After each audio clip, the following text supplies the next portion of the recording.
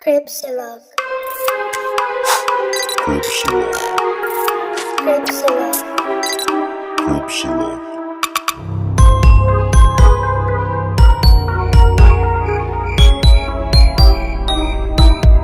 Cripsilog. Hi! Hello, welcome. Tawagan. Totoo na ba to? This is it. Hello everyone. Welcome to Cripsilog. Rox, Kailangan nating ayusin. Promise, maayos pa yan. Marami pang igaganda yan. Napaka-professional podcasters. Okay. So, who are you? Hi, I'm Gideon. Sino ka po? I'm Gideon. I'm Glenn. That's it. Bye. This is Cripsilog. Yes. Ano nga ba yun? Ano ba yun? Miana. Hindi. Oo nga. Paano natin i-explain? So, who are you? Hi, I'm Gideon. Sino ka po? I'm Gideon. I'm Glenn. That's it. Bye. This is Cripsilog. Yes. Ano nga ba yun? Ano ba yun? Miana. Hindi. Oo nga. Paano natin i-explain? Ang hirap i-explain pag di ka creepy. Hindi naman tayo. Interest natin. So, introduce yourselves. Okay. Ako muna. Sige ka muna. I'm Gideon. Ano ba? Mahilig akong maglaro. I collect action figures. Tapos, I'm into true crime din. Unsolved mysteries. Mga ganon. The likes. Mga creepy things. Oo nga, ever since no. Mm-mm. Okay. Oo. Ako na. Oo. I'm Glenn. I'm 30-ish.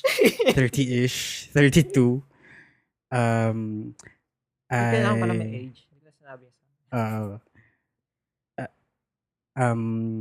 meron akong blog.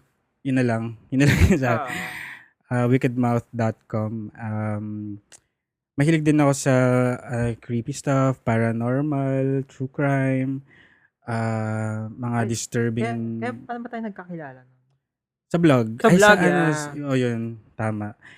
Kasi, mahilig ako magbasa ng vlogs dati. And, paano ko nakalaman yung vlog mo? Kasi hindi yun yung unang, sa office mates mo. May office mate ako nagbigay, friend. May friend ako nagbigay sa akin ng kwentong barbero. Si Richard. Hindi. Di ba? Ako yung nagsabi sa kanya. Okay. Kwentong barbero.com. Tapos, syempre may mga vlog roll doon, no? So, nag-click na ako ng kung ano-anong vlogs. Tapos, nakita ko yung kanya.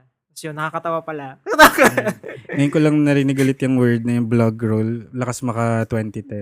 2000. Hindi na uso ngayon. Ako na lang ata nagbablog ngayon. Parang lahat nasa Facebook. Uy, parang active ka sa vlog mo. Oo nga, gusto ko lang may outlet recently. Tapos, ayun, ba't natin ginagawa to ulit? Marami tayong time. Na mag-vlog. Oo, podcast. Di ba parang dito masikat podcasting sa Pilipinas? Parang hindi siya ganun kasikat. Masikat pa rin ng FM radio. Tsaka, vlogs. YouTube. Ewan ko, siguro kasi, yung, usually kasi pag podcast may, diba, may certain topic lang na, na, parang it sticks to a certain theme. Mm-hmm. So parang either malilimit yung podcast or eventually mauubusan or tapos yung audience niya may parang niche din na parang yung mga sobrang interested lang dun sa podcast na yun. Yung ganun. Well. May mga pinapakinggan ka bang mga podcast? Funny you should ask. Ang scripted. Yes. Ako nag-introduce sa'yo nun yung My Favorite Murder. Yes, thank you. Nag-enjoy ko. My Favorite Murder. Well, for the information of everyone listening, si Gideon at ako, we've known each other for more than 8 or 9. Ay, talaga? Parang kasi pala, no?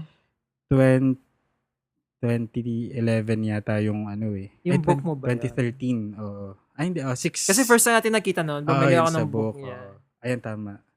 Social to. Big time to. May book. Lol. Tapos, yung mga interests natin, they've always been parang around common interests, Mhm. yung mga Actually, same. paranormal, ganyan. Tapos ngayon lang medyo tumawid. Di ba may breakfast club pa nga tayo dati, just nagbe-breakfast Yeah. just to Talk about discuss things. Yeah. Walking Dead, Game of Thrones, mga fetish. Talaga. Fetish ng mga tao. Mga creepy office mates. Yan. Wow. So, ngayon lang siya medyo tumawid sa ibang medium, but it's still the same topics that we talk about every time. Podcast siguro dahil hindi tayo pang vlog. Sa podcast na lang. Wala. Hindi tayo, hindi bagay. Ako, naligo pa nga ako ngayon eh. Di ba? Para Kala mo fresh. naman may difference sa podcast. Wala rin naman, di ba? Makikita pa nila. Hindi, pero I think siguro masaya mag-podcast dahil there's a lot of room for creativity, pero hindi kailangan magkaroon ng stage fright. Ganyan. Kasi nandito walang ibang tao. Ah. Tayo lang. Kaya nga. Tapos ang pag-uusapan pa natin ay creepy Shit. stuff. Kaya So, ako ba? bahala na mamaya. Anyway. So, Ayan, my favorite murder. Yeah, my favorite murder. Isa? Last Last podcast on the left. Yeah, shinare mo din sa akin. Recommend mo. Actually, parang sa top 10 iTunes, top 10 podcasts, pareho silang nasa top, hindi lang sa top comedy podcasts. Parang yes, sa all category. general. Tapos sobrang successful nila, may mga tours na rin sila. So, I guess na-inspire tayo sa mga ginagawa nila, and it's a Do you good think thing. na magtutour na din tayo? Wow! Sure. QC tour. Tapos QC punta sa tour. inyo sa Pasig. De, pero I think ang magandang part doon kasi hindi naman sa ginagaya natin yung platform nila or yung topics or yung style, yung format nila, but we're giving it a more local flavor. Yes. Na, Kaya may silog sa creep. yeah. Para Yeah, Pinoy. that explains creep silog. May Pinoy flavor. Ayun, so bakit ba tayo nag-focus sa creepy stuff? Pwede nga lang yung podcast ko din. Actually, aside from my favorite murder tsaka last podcast on the left, usually mga TV shows yung pinapakinggan kong podcast. So after watching a TV show, makikinig ako ng podcast. Yung parang Kasi, The Talking Dead, ganyan. Pero hindi sa Walking Dead kasi hindi na ako nanonood, sorry. Ako din. A Cast of Kings, yung sa Game of Thrones, tas meron din sa Westworld. Yung sa Westworld kailangan ko kasi medyo kailangan mong mag-isip ng matindi pag Westworld. So kailangan ko may mag-explain sa akin ng episode. Pang matalino yun. Shit, anong nangyari? Anong ibig sabihin nito pag yung Westworld yun? Tinigilan ko din yun eh. Parang kailangan ng matinding intellect while watching Westworld. So, yun. Kaya nakakatulong yung mga podcast. Ano nga ba? Kila Dave Chensky and Joanna Robinson yung podcast na yun. So, yun. Usually TV show. Siyempre, nakikinig din ako ng podcast ng sa The Morning Rush tsaka sa Halo Halo Show. Yes. Yung mga RX DJs. May makikita ko yung mga podcast nila. I think Tsaka Eavesdrop. may dapat kang pasalamatan. Yeah, thank you. Thank you kay JC kay JC Teves kasi tinanong ko siya kung paano pagganahin tong dalawang Mikel microphones dun sa isang Mac. Tapos shinare naman niya sa akin, napakabait ni JC to reply. Kahit na nagpa-party siya sa Japan noong time na yun. Salamat po. Thank you very much, JC. Ako naman, I guess... Tsaka Rob has a podcast pala for my reality show. Survivor, ganun. Mahilig ka talaga sa mga accompanying podcast ng mga, ng mga TV shows. Ako, usually, yung dalawa, yung My Favorite Murder tsaka Last Podcast on the Left. Meron pang isa, Lore. Not sure kung na-try mo na yun. Medyo may pagka-folklore siya. Mga true stories din. Parang ina-explain yung mga legend, mga stuff all over the world. Okay. maganda yung ano niya, maganda yung pagkaka-produce niya, very Very, cinematic very yung dating. pro. Unlike Ah. sa atin. Very pro. Mantahan tayo, problema pa natin kanina kung paano Oo. pagaganahin. Tapos Ano na, may bahala na. bahala na sa background noise, Oo. saka na lang isipin. Pagpasensyahan nyo na po, maayos din eventually. Pag ano. Yan. Lore, tsaka yung mga Reddit, yung mga Let's Not Meet, mga Ano yung let's not meet? Di ba naman? meron kasing subreddit na Let's Not Meet. It's about people sharing their experiences with other people or events na sobrang ayaw na nilang ma-experience ulit. Oh my. Kaya parang let's not meet. Halimbawa, yung mga creepy nga na tao, yung gano'n. So, mga sumusunod sa'yo. Yes. Pag nagdala ka. Like yung may kakatok sa pinto mo, tapos pag sinilip mo sa keyhole, nandun yung tao, nakasilip lang Nakasilip sa'yo. yung Yung tao. mga ganung, yung mga good. ganung mga creepy people. Creepy everyday people. So yun, may mga nag-share ng mga stories nila. Tapos may nagbabasa into podcast format. So I thought, parang magandang idea yun. Instead of just reading off of other people's stories, why don't we share experiences, mga creepy experiences. Pero hindi lang malilimit doon kasi marami pang pwedeng ibang pag-usapan. Hindi lang naman creepy stuff like disturbing stuff, scary, Mga paranormal din. Shit. paranormal. Patay ka tayo ng ilaw, no? No! Para feel.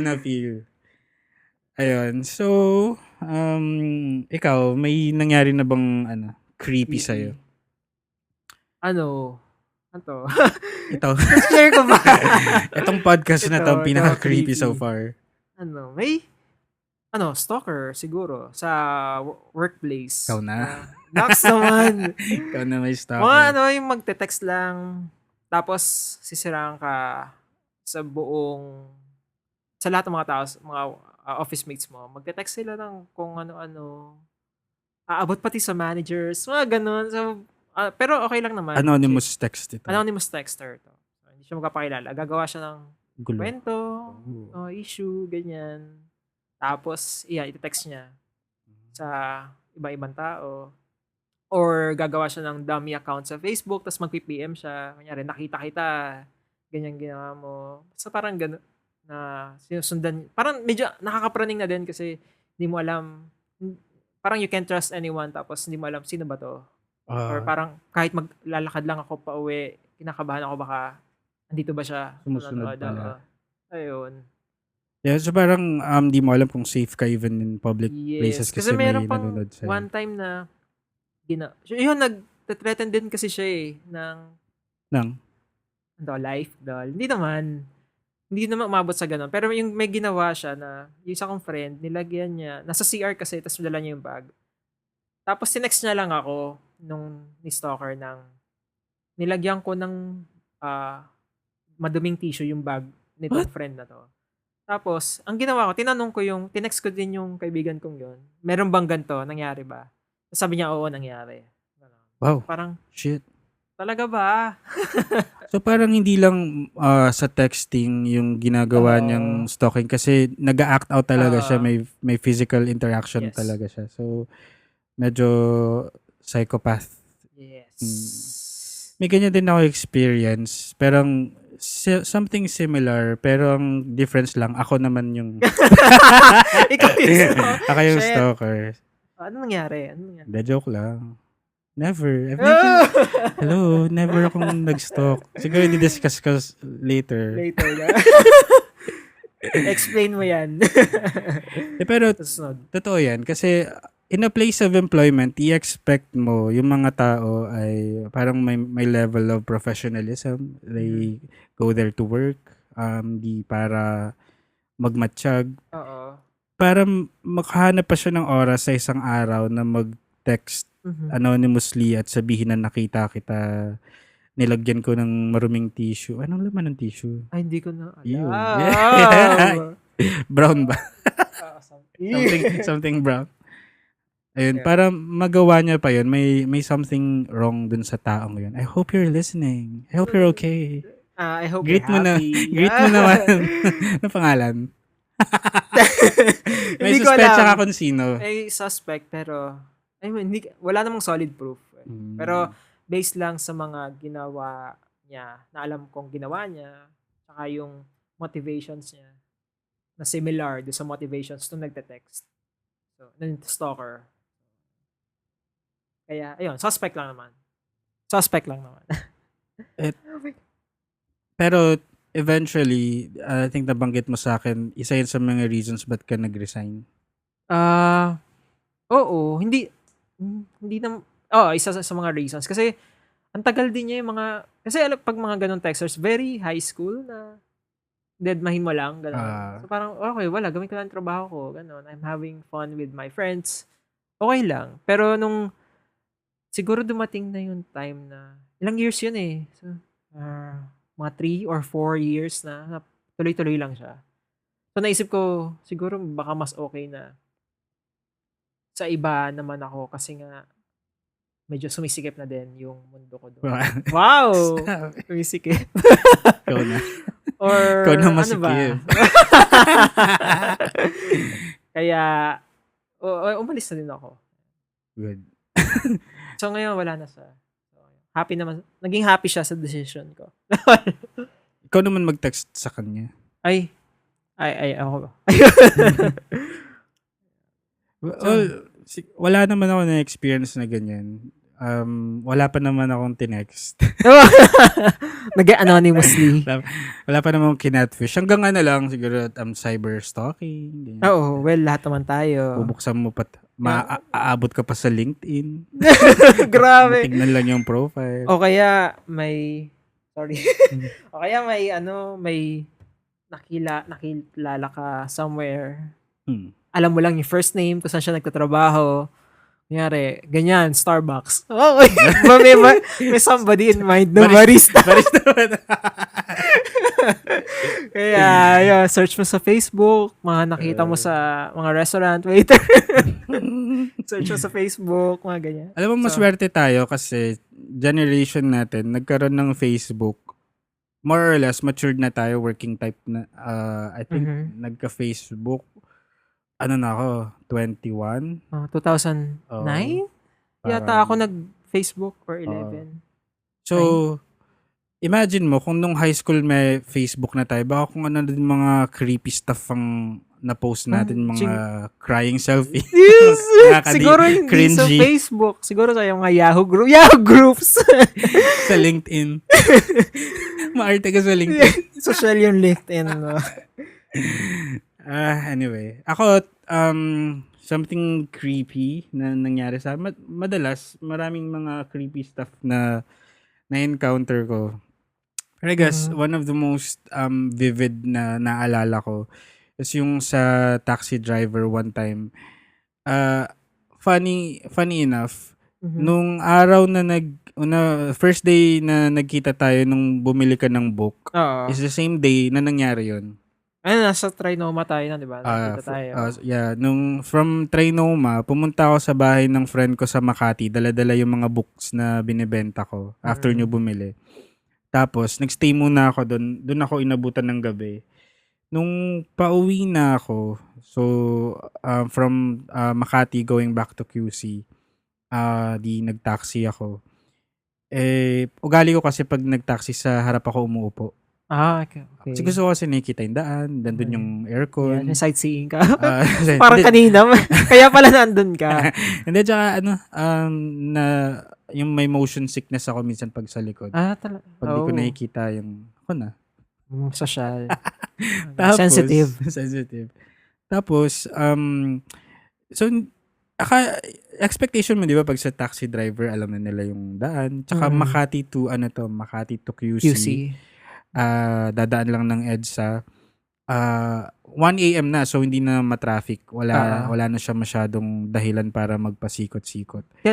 Nung 2000, nung ano to? Nung nakita pa ba? So, mga 2013. Kailan ka ba nagka-book? 2013 yan. Tapos, so nagde-drive na siya. Tapos ako naman, text lang ako. Napansin ko na lang na dapat at this point ng pagdadrive niya, dapat nasa Makati Avenue na kami and then papunta na ng EDSA. napansin ko nasa mga streets pa rin kami, sa mga pasikot-sikot. Tapos parang paikot-ikot lang siya. So, dinirect ko na sabi ko, "Kuya, ito puwede na kayong dumaan dito." Oo. Tapos hindi siya sumasagot. So, dun lang ako napatingin sa kanya. Parang sumimple akong tumingin. Dun ko napansin na yung pagkakaupo niya, hindi siya completely nakaupo sa upuan. Para siya naka-side view na nakatalikod sa akin. Tapos may something siyang tinatago dun sa kabilang side niya. So, hindi ko alam kung may nakaupong backpack dun. Actually, kapag nakita ko na may nakaupong bata dun, di ako magugulat. Kasi ganun kalaki yung niya, yung angulo ng niya sa akin. Parang na matatago. may napapansin akong ganyan sa mga tricycle driver. Di ba, nakaupo sila sa parang single, ganun, sa motor. Tapos, hindi sila nakaupo ng straight. Yung minsan, yung hindi shoot sa crack. Yung parang ganun. So, nasa isang pisngi lang yung nakaupo. Parang ganon. Baka nakaganon lang si taxi driver mo. Nakangawit naman sa motor kasi din. Kaya baka umanap din siya ng angle. Oo. Baka ganon lang. And then, ayun, tapos hindi siya kumikilos. Tapos parang, ngumunguya-nguya siya eh. Parang addict siguro yun. Tapos, pagdating namin dun sa may Makati Avenue, so, ina-expect ko na umano na siya. Parang sumampa na siya dun sa pa-flyover, pa-EDSA na. Hindi pa rin. Dumiretso pa rin siya, tapos umanap ulit siya ng ibang mga side streets na paikot-ikot lang kami. Tapos dun ko naisip na baka may masama siyang balak. So, dun na yung nag-kick in yung yung mga thoughts mo na baka ma-hold up ako, nakalabas yung cellphone ko nun. Or may mapapaamoy sa aircon, mga ganon. Yes. Yung baka kaya pala siya nakaganon kasi may nakahanda siyang towel doon. Ayun, ganun. Yes. Tapos, sinabi ko sa kanya na "Kuya, dito na tayo." Parang ganun. Tapos, sige po, gumanon siya. Pero, so umikot kami ulit para bumalik dun sa lilikuan niya. A second time, na-miss niya ulit. Okay. So, parang doon na ako kinutuban na may binabalak siya. Deliberate na. Oo, sinasadya niya na. Tapos pinasok niya ulit sa isang madilim na street na hindi ko alam kung anong meron doon. Tapos sobrang bagal na nung patakbo niya. Na parang naghahanap siya ng tiyempo kung saan siya titigil. Tapos, parang kumaliwa siya sa isang kanto. Sakto, dun sa gitna ng street may mini stop. Okay. So, nagmadali na ako na, "Kuya, dito na lang ako." Tapos binayaran ko na siya. Tapos bigla akong bumaba. Tapos pagbaba ko, makbo ako sa mini stop. Tapos di siya umalis agad. Parang hinihintay ka pa niya. Ilang seconds pa. So, hindi ko alam kung anong pakay niya. So, parang thwarted na plan. Hindi na umalis doon sa mini stop. So parang nakakatakot din, mamaya biglang may hinihintay pala siya, napapasakayin niya. Ayun na nga, parang may kausap pala siya na kapag may pasahero ka, sa ganito. Daan ka dito.